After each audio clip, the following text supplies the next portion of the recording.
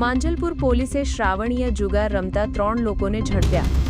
વડોદરા શહેરની માંજલપુર પોલીસ ટીમે તેમના વિસ્તારમાં ચાલતા શ્રાવણીય જુગાર પર દરોડો પાડીને કુલ 3 આરોપીઓને પકડી પાડ્યા છે।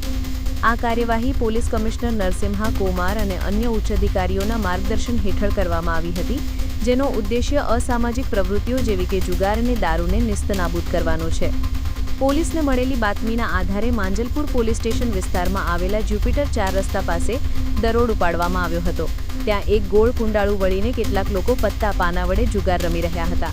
પોલીસે ગણેશ શંકરરાવ વારકે, મનીષ ઉર્ફે મનિયો કોયારામ મારવાડી અને જશભાઈ ઉર્ફે લાલાભાઈ સોમાભાઈ પટેલ નામના 3 વ્યક્તિઓને સ્થળ પરથી પકડી પાડ્યા હતા। પોલીસે આરોપીઓ પાસેથી પત્તા પાના અને રોકડા ₹20,100નો મુદ્દામાલ જપ્ત કર્યો છે। આ સાથે જ આ કેસમાં પ્રકાશભાઈ જયંતિભાઈ પ્રજાપતિ નામના એક આરોપીને વોન્ટેડ જાહેર કરવામાં આવ્યો છે, જે ભાગી છૂટ્યો હતો।